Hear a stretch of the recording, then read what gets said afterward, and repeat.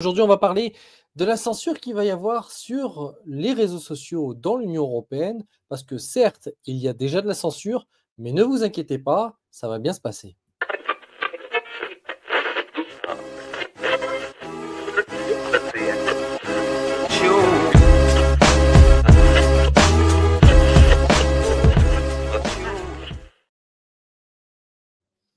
Donc du coup, bonjour et bienvenue. Merci d'avoir cliqué sur cette vidéo. On va parler en détail de l'Union européenne et de la censure, en particulier sur les réseaux sociaux, parce que les réseaux sociaux, comme vous le savez, sont déjà l'avenir. Vous êtes déjà en train de le regarder sur un des nombreux réseaux sociaux qui existent. Et l'Union européenne, il va à fond, qui plus est, depuis que Trump est arrivé, ils ne font pas dans la dentelle, ça c'est certain. Alors, on va citer par exemple dans ce cas géopolitique, parce que la bataille se fait en interne, mais aussi à l'international, avec une tentative de contrôle des entreprises étrangères des réseaux sociaux, et donc un contrôle plus ou moins par ailleurs réussi, mais aussi en faisant les leurs. Ça, je vais pouvoir tout en parler en détail lors de cette vidéo. Alors, tout d'abord, évidemment, quand on cite Trump, on cite forcément Elon Musk, donc on cite X, ex-Twitter, la plateforme qui a été rachetée par Elon Musk et qui a, il faut le dire, aidé Donald Trump lors de sa réélection l'année dernière. Alors, X, ils ont fait une tentative énorme de contrôle avec des amendes, mais ce qui a été fait en retour, une tentative de contre-sanction, même si la sanction n'a pas été appliquée, c'est de montrer à quel point les réseaux sociaux américains sont énormes, ils sont ultra puissants, y compris sur le territoire de l'Union européenne, même s'il y a eu des tentatives. Alors, avec X, par exemple, ça a été de mettre en avant des possibles sanctions énormes économiques sur le fait que s'ils ne respectent pas les lois de l'Union européenne, ils vont avoir des amendes sur leur chiffre d'affaires, c'est-à-dire qu'ils vont payer des amendes en milliards à chaque fois. Et ça, évidemment que l'économie joue beaucoup plus sur le reste pour ces entreprises qui plus est américaines où le profit est extrêmement important, bien plus que dans d'autres pays. J'ai envie de dire en France, bon, voilà quoi, l'économie, les dividendes sont de plus en plus importants, mais ça, ce serait un autre sujet.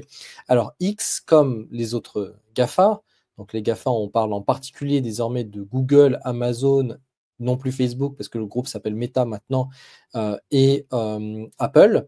Là, avec ces sanctions économiques, il y a vraiment quelque chose à faire pour l'Union européenne pour pouvoir contrôler plus intensément. Alors, on a pu le voir, par exemple, quand c'était les démocrates, quand c'était Joe Biden, Obama, c'était encore autre chose, parce que c'était encore un peu trop tôt. Les réseaux sociaux n'avaient pas autant l'importance à l'époque que maintenant.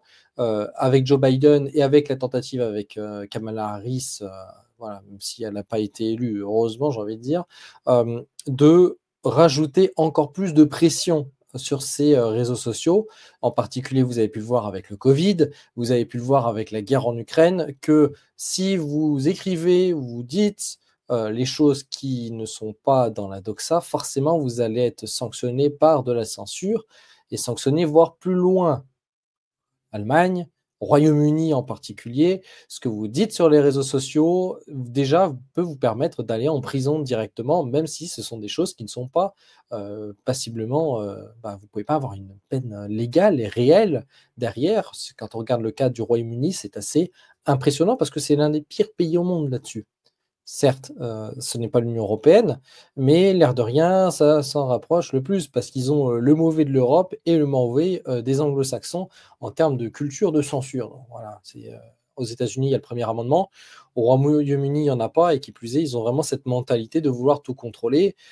Qui plus est, quand on voit le Premier ministre actuel avec le fait qu'il soit sûrement d'ailleurs homosexuel, il y a eu cette vidéo qui parle énormément sur les réseaux sociaux et qui est censurée par ailleurs.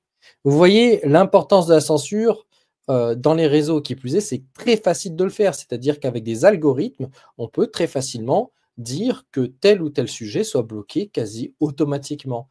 Donc, pour faire face à ça, à cette censure, le meilleur moyen, c'est de comprendre les règles et de jouer avec cela, malheureusement, jusqu'au jour où, j'ai envie de vous dire, moi j'ai déjà eu 5 censures. Donc peut-être qu'il y en aura un peu plus, ça fait plus de diplômes à la fin. Mais vous voyez, c'est qu'il faut comprendre comment fonctionne le système pour pouvoir le contourner, j'ai envie de dire. C'est comme le droit, comme les avocats. Le plus important, c'est de lire entre les lignes et d'essayer de tout contourner. Alors, donc, je vous ai parlé des GAFA. On va aussi parler forcément de TikTok, parce que TikTok, l'air de rien, ça doit être chinois. C'est un réseau social qui fait vraiment partie des leurs, c'est-à-dire, au niveau de la censure, ils sont extrêmement doués. Lorsqu'il y a eu les élections américaines, la censure a été massive, bien plus que les autres réseaux sociaux. C'est ça qui est assez étonnant. TikTok est très difficile là-dessus, en essayant de ne perdre aucun marché. D'ailleurs, avec ce possible rachat qu'on n'entend encore pas du tout parler, depuis la réélection de Trump, le rachat de TikTok a été une bonne tentative de ByteDance, donc la compagnie qui détient TikTok, d'essayer de s'accaparer tout le marché international et de rester malgré tout un peu partout. Parce que TikTok, eux, sans souci, au préalable, censurent tout. Bien avant que l'Union européenne leur dise, par exemple, de censurer tel ou tel contenu. Par exemple, Telegram. Telegram attend à chaque fois d'avoir une liste de l'Union européenne et applique la liste, en particulier les listes françaises. Comme vous savez, par exemple, il y a eu une vingtaine à peu près de canaux Telegram qui ont été censurés pour tout utilisateur ayant une carte SIM de l'Union européenne. euh, Parce que la Russie, parce qu'il ne faut pas dire des choses bien sur la Russie, même si le créateur de Telegram a beau être russe par ailleurs. Donc vous comprenez que la pression est mise de plus en plus, c'est flagrant. Il y aura d'autres réseaux sociaux, mais ces autres réseaux sociaux, quand ils vont devenir beaucoup trop gros, vont être de plus en plus censurés, comme les Telegram, même si Telegram, ça va encore. C'est pire qu'avant, mais j'ai envie de dire, avant, c'était tellement laxiste que ça ne pouvait être que pire. Et là, maintenant, on voit avec toute la pression gigantesque que subit Pavel Durov que l'Union européenne, en particulier la France et Macron, sont vraiment derrière pour tout contrôler, tout censurer au maximum qu'ils le peuvent, comme d'habitude, j'ai envie de dire, malheureusement. Et il faudra voir dans un avenir proche le cas Telegram, parce que c'est le premier cas d'une entreprise qui ne soit pas occidentale, même si en soi Telegram c'est un mélange un petit peu de tout, de savoir-faire russe, de liberté de Dubaï d'entreprendre et un peu de technologie européenne, parce qu'ils ont quand même essayé de se baser en Allemagne, voire en France. Mais ça, Durov a très vite compris que la France, fallait absolument pas le faire. Pourtant, il s'est quand même fait avoir. Mais Telegram est un bon exemple parce que ce n'est pas un réseau social qui est venu directement comment dirais-je, de l'Occident collectif. Certes, il y a aussi TikTok, mais TikTok a grossi extrêmement vite. Telegram, malgré tout aussi, d'ailleurs, Macron, pour rappel, utilisait Telegram pour son côté sécurisé auparavant. Et après, derrière, le bloc et essaie de tout récupérer. Vous voyez très bien la logique de la Macronie derrière, j'ai envie de dire, il n'y a rien de nouveau.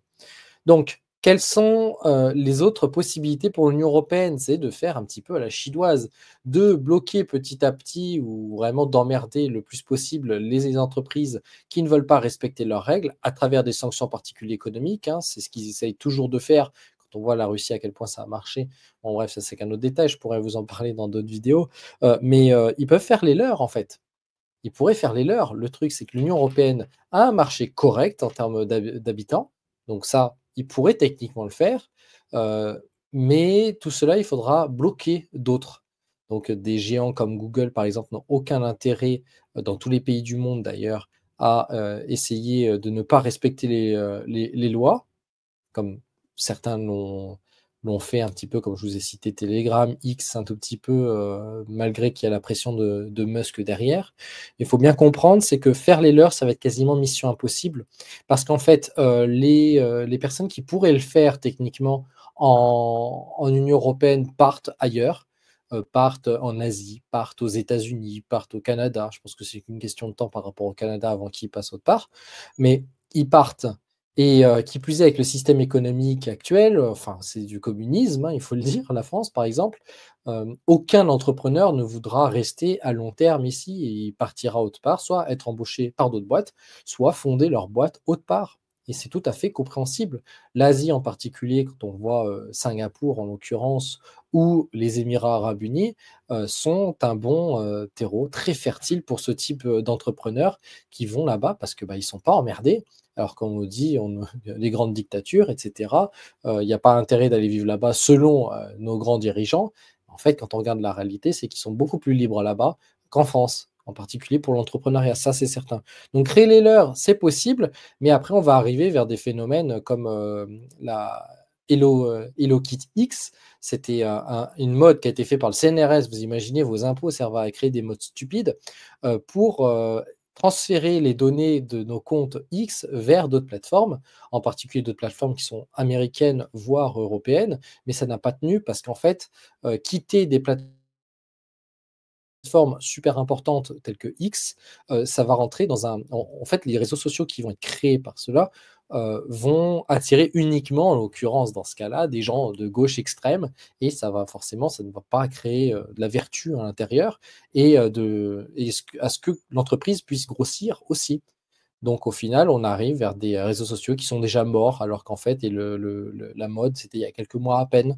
Donc il n'y a pas de possibilité pour l'Union européenne de créer quelque chose, hormis en verrouillant absolument tout, ce qui, je pense, ne risque pas d'arriver parce que les autres entreprises vont les conditions. On verra X, on verra Telegram, TikTok, je pense que dans leur théorie actuelle, ils vont ils vont suivre absolument les lois parce que bah, l'argent est plus important que le reste, parce que ce sont vraiment les pires, hein, je peux vous le dire en connaissance de cause.